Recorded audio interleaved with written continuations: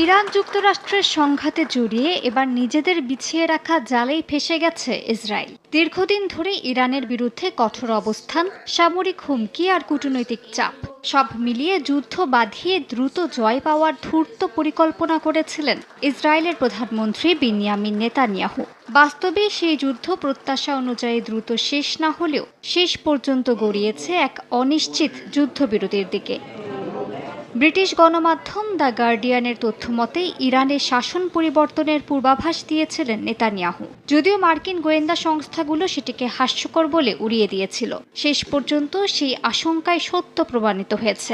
এমনকি যুদ্ধবিরতির আগ মুহূর্তেও নেতানিয়াহু ট্রাম্পকে চাপ দিচ্ছিলেন সংঘাত চালিয়ে যেতে, কিন্তু চূড়ান্ত সিদ্ধান্তে ওয়াশিংটন অনেকটাই তেল আবিবকে পাশ কাটিয়ে গেছে বলেই বিভিন্ন সূত্রে দাবি উঠেছে।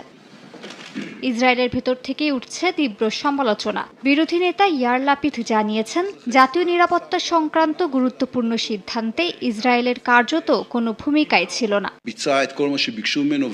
যুক্তরাষ্ট্র ইরানের মধ্যে আজ রাতে যে চুক্তি হয়েছে, পাকিস্তানের মধ্যস্থতায় সেই চুক্তির ওপর ইসরায়েলের কোনো ধরনের প্রভাবই ছিল না। তারা আপনাদের বোঝানোর চেষ্টা করবে যে পর্দার আড়ালে ইসরায়েলের ভূমিকা ছিল। নেতৃবৃন্দের সঙ্গে পরামর্শ করা হয়েছে, গভীর রাতে গোপন আলোচনা হয়েছে। এসবই সম্পূর্ণ ফাঁকা ও মিথ্যা কথা। একই সুরে বামপন্থী নেতা ইয়ার গোলান এই যুদ্ধকে ইতিহাসের অন্যতম কৌশলগত ব্যর্থতা হিসেবে আখ্যা দিয়েছেন। যুদ্ধের অন্যতম লক্ষ্য ছিল ইরানের সামরিক সক্ষমতা ভেঙে দেয়া এবং পারমাণবিক কর্মসূচিতে বড় ধাক্কা দেয়া। কিন্তু বিশ্লেষকদের মতে বাস্তবে ইসলামী বিপ্লবী গার্ড বাহিনী নিজেদের অবস্থান আরও শক্ত করেছে।